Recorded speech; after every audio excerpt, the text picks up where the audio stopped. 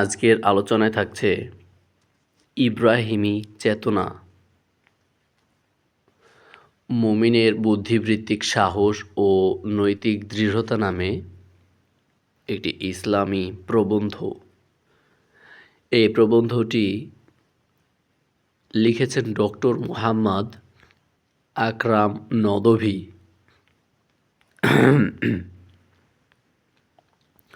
Doctor Muhammad আকরাম নদভী একজন শিক্ষক ও গবেষক, অক্সফোর্ড বিশ্ববিদ্যালয়ের।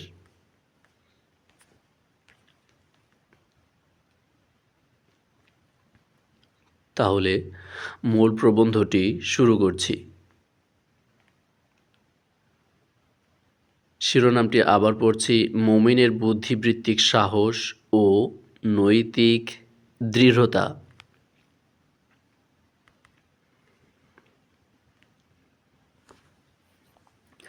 আমাদের যে গুরুত্বপূর্ণ বিষয়টি বুঝতে হবে তা হলো, আমাদের ইতিহাসে নবী ইব্রাহিম আলাইহিসসালাম কেন এত গভীর তাৎপর্যের অধিকারী। আল্লাহ তাআলা বলেন, ইব্রাহিম আলাইহিসসালাম ছিলেন একজন নেতা ও পথপ্রদর্শক। তার বংশধারা থেকে বহু নবীর আগমন ঘটেছে। ইব্রাহিম আলাইহিসসালাম প্রথম নবী নন। আদম আলাইহিসসালাম নবী ছিলেন।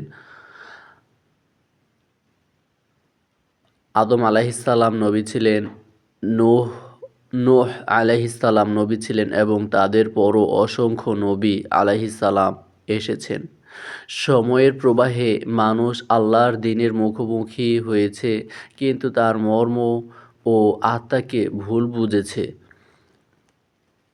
ঈমান অর্থ আল্লাহর দিকে প্রত্যাবর্তন। দ্বীনের দুটি দিক রয়েছে, একটি ঈমান, অন্যটি ইসলাম।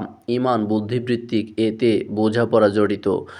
তুমি উপলব্ধি করো, এরপর আসে ইসলাম, যা সেই উপলব্ধির বাস্তব রূপায়ণ। নবুয়তের বার্তাকে সংরক্ষণের জন্য এই দুই দিকই বিদ্যমান ছিল, যার পরিণতি ঘটে মহানবী মুহাম্মদ সাল্লাল্লাহু আলাইহি ওয়াসাল্লাম এর রিসালাতে। ওহী, অনুধাবন ও নবায়ন। আল্লাহ যখন কোনো মর্যাদা বা দায়িত্ব নির্ধারণ করেন, তখন কেউ তা কামনা করে আর কেউ তা অর্জন করে। কোরআনের মাধ্যমে আল্লাহ এক নতুন পদ্ধতি, নতুন গতি ও নতুন উদ্যোগের সূচনা করেছেন। প্রতিটি আন্দোলনেরই তাৎপর্য থাকে, তবে তার জন্য প্রয়োজন চিন্তা, পরিশুদ্ধি, নবায়ন ও পুনর্মূল্যায়ন। আল্লাহ তাআলা অনুধাবন দান করেন। সত্যিকারের অনুধাবন মিথ্যাকে ধারণ করতে পারে না। কখনো মানুষ জ্ঞানের অভাবে ভোগে, তবু চিন্তা করে। চিন্তা ভাবনাকে সতেজ করে, উপলব্ধিকে গভীর করে। তুমি জানো কি সঠিক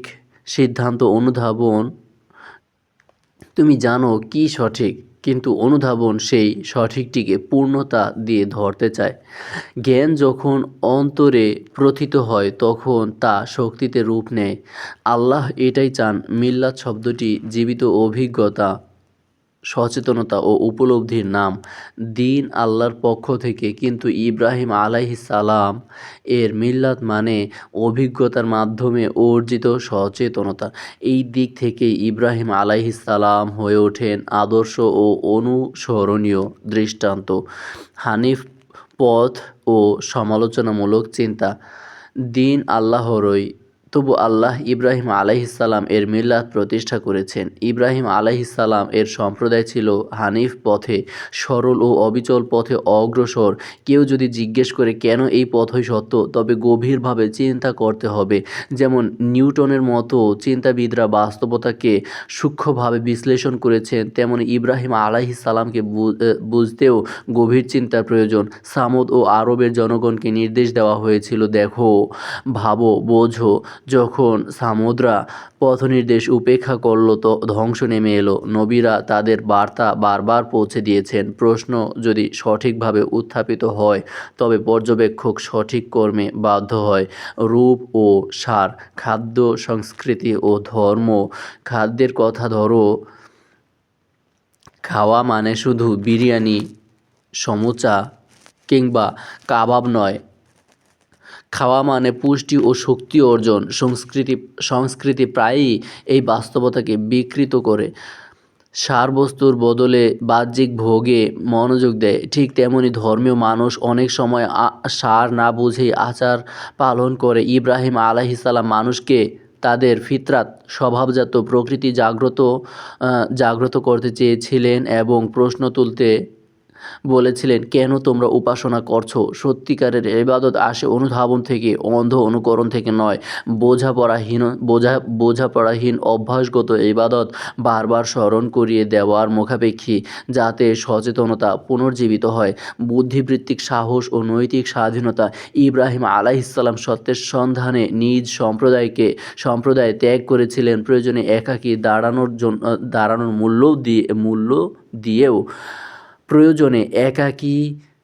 দাঁড়ানোর মূল্য দিয়েও। কোরআন আমাদের জানায় কিভাবে তিনি প্রজ্ঞা ও প্রখর যুক্তির সঙ্গে তার জাতির সঙ্গে সংলাপ করেছেন, মূর্তি পূজার অসারতা উন্মোচন করেছেন। হেদায়েতের সঙ্গে তার সম্পর্ক ছিল সূক্ষ্ম, অবিচল ও নীতিনিষ্ঠ।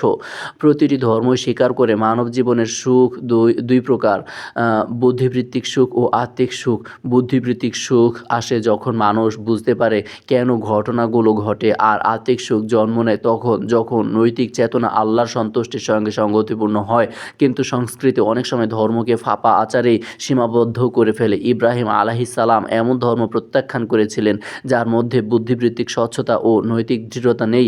আমি অস্তগামীকে ভালোবাসি না মৌলিক ঘোষণা। ইব্রাহিম আলাইহিসসালাম যখন নক্ষত্র, চাঁদ ও সূর্য পর্যবেক্ষণ করেছিলেন, তখন তিনি শুধু দৃশ্যমান রূপ দেখছিলেন না, তিনি স্থায়িত্ব বিশ্লেষণ করছিলেন। নক্ষত্রটি যখন অদৃশ্য হয়ে গেল, তিনি ঘোষণা করলেন, আমি অস্তগামীকে ভালোবাসি না। সূরা আল আনআম আয়াত ৭৬। লা ইলাহা ইল্লাল্লাহ এর পর মানব ইতিহাসে সম্ভবত এর চেয়ে শক্তিশালী বাক্য খুব কমই আছে। এই ঘোষণা সব প্রতিমা ভেঙে দেয়। পদমর্যাদা, সম্পদ, ক্ষমতা, সামাজিক অবস্থান যা কিছুই ক্ষণস্থায়ী। অস্থায়ীর প্রতি ভালোবাসা শেষ পর্যন্ত যন্ত্রণাই বয়ে আনে। সব প্রেমিকের ইতিহাস আসলে বিচ্ছেদের ইতিহাস। ইব্রাহিম আলাইহিসসালাম স্পষ্ট করে দিয়েছেন, ক্ষণভঙ্গুরের সঙ্গে যুক্ত ভালোবাসা অভিশাপ। তিনি বলেননি, আমি নক্ষত্র অপছন্দ করি। তিনি নীতিটিকে সর্বজনীন করেছেন।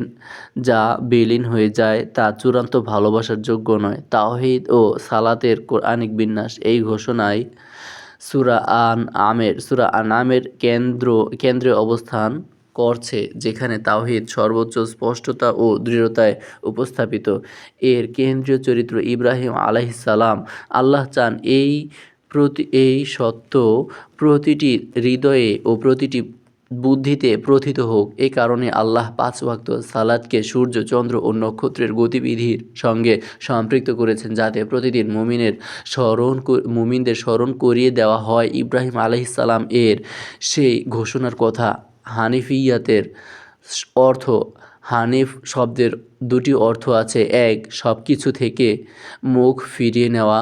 ২. সম্পূর্ণভাবে আল্লাহর দিকে ফিরে আসা। অনেক সময় আল্লাহর দিকে মুখ ফেরায় অনেক মানুষ আল্লাহর দিকে মুখ ফেরায়, কিন্তু অন্য সব আসক্তি ছাড়তে রাজি হয় না। এটি ইবাদত নয়। বিষয়টি বোঝাতে তাসবিহে ফাতিমা রাদিয়াল্লাহু আনহা এর কথা ভাবুন। এটি শুধু ৩৩ বার সুবহানাল্লাহ পড়া নয়। এর অর্থ প্রথমে কিছু ত্যাগ করা, তারপর স্মরণে প্রবেশ করা। ইবাদত সব সময় অর্জনের আগে ত্যাগের দাবি করে। দুনিয়া হলো উপকরণ, ভালোবাসার বস্তু নয়। তাহলে কি দুনিয়াকে পুরোপুরি বর্জন করতে হবে? না। ইব্রাহিম আলাইহিসসালাম তার সময়ের অন্যতম ধনী ব্যক্তি ছিলেন। তার ছিল বিপুল পশুধন। সমস্যা দুনিয়া ব্যবহার করা নয়। সমস্যা হলো আল্লাহর ওপর দুনিয়াকে অগ্রাধিকার দেওয়া। অতিথিদের জন্য প্রশ্ন না করেই বাছুর জবাই করা। ইব্রাহিম আলাইহিসসালাম এই উদারতা প্রাচুর্যের সঙ্গে নিরাসক্তির দৃষ্টান্ত। আল্লাহ তার হৃদয়ের এই তাকেই ভালোবেসেছেন। আল্লাহ তার হৃদয়ের এই মুগ্ধতাকেই ভালোবেসেছেন। অবিরাম অনুসন্ধান, কখনো থেমে না যাওয়া। ইব্রাহিম আলাইহিসসালাম কোনো আত্মিক স্তরেই থেমে যাননি। নিশ্চিত বিশ্বাসের পরও তিনি প্রার্থনা করেছেন, হে আমার রব, আপনি কিভাবে মৃতকে জীবিত করেন আমাকে দেখান। সূরা আল বাকারাহ আয়াত 260। এটি সংশয় ছিল না, ছিল আরও গভীর জ্ঞানের আকাঙ্ক্ষা। আল্লাহ তাদেরই ভালোবাসেন যারা তাকে খোঁজায় কখনো ক্লান্ত হয় না। শিক্ষা, ভাষা ও কোরআন অনুধাবন। ধর্মকে থাকতে হবে বুদ্ধিতে, পোশাকে বা বংশানুক্রমে নয়। শিশুদের যদি শেখানো না হয় কেন ইসলাম সত্য, তবে তারা সব বিশ্বাসকে শুধু সংস্কৃতিগত বিকল্প হিসেবেই দেখবে। কোরআন বুঝতে হলে তার ভাষা বুঝতে হবে। অর্থ হলো আত্মা, শব্দ হলো পোশাক। অর্থহীন তিলাওয়াত প্রভাব কমিয়ে দেয়। প্রতিটি সূরা বিদ্যমান কারণ বৈচিত্র্যের মধ্য দিয়েই অর্থ উন্মোচিত হয়, একঘেয়ে পুনরাবৃত্তির মাধ্যমে নয়। উপসংহার: চিরজীবন্ত আদর্শ ইব্রাহিম আলাইহিসসালাম কোনো গোত্রের নন, তিনি শুধু আল্লাহর। কোরআন বারবার তাকে বংশ ও জাতীয়তা থেকে বিচ্ছিন্ন করে উপস্থাপন করেছে। এমনকি কাবা সম্পর্কেও ঘোষণা করা হয়েছে সমগ্র মানবজাতির জন্য। ইব্রাহিম আলাইহিসসালাম বুদ্ধিবৃত্তিক সাহস, নৈতিক স্বচ্ছতা ও সত্যের অবিরাম অনুসন্ধানের প্রতীক। এটাই ইব্রাহিমী ঈমান, যুক্তিতে দৃঢ়, বিশ্বাসে অবিচল এবং পূর্ণ আনুগত্যে নিবেদিত এক বিশ্বাস। উক্ত প্রবন্ধটি পড়ে বোঝা গেল এটি একটি অনূদিত, মানে ইংরেজি ভাষা থেকে বাংলায় অনুবাদ করা হয়েছে বা ভাষান্তর করা হয়েছে। তাই কথাগুলো সাবলীল বাংলা ছিল না, বুঝতে একটু অসুবিধা বোধ হচ্ছিল। অনেকেই হয়তো এটা অনুভব করবেন, বোধ করবেন, গভীরভাবে চিন্তা করবেন। তবে লেখক উনি আসলে একজন ইসলামী চিন্তাবিদ, তার চিন্তার ব্যক্ত করেছেন এখানে। সম্পূর্ণ হাদিস এবং কোরআন এখানে রেফারেন্স দেননি উনি আর কি। যাই হোক, এটি ছিল আজকের সংক্ষিপ্ত আলোচনা। যদি তথ্যটি ভালো লেগে থাকে তাহলে লাইক দিন, কমেন্ট করুন এবং চ্যানেলটি সাবস্ক্রাইব করুন। শীঘ্রই নতুন ভিডিও পাবেন। ধন্যবাদ।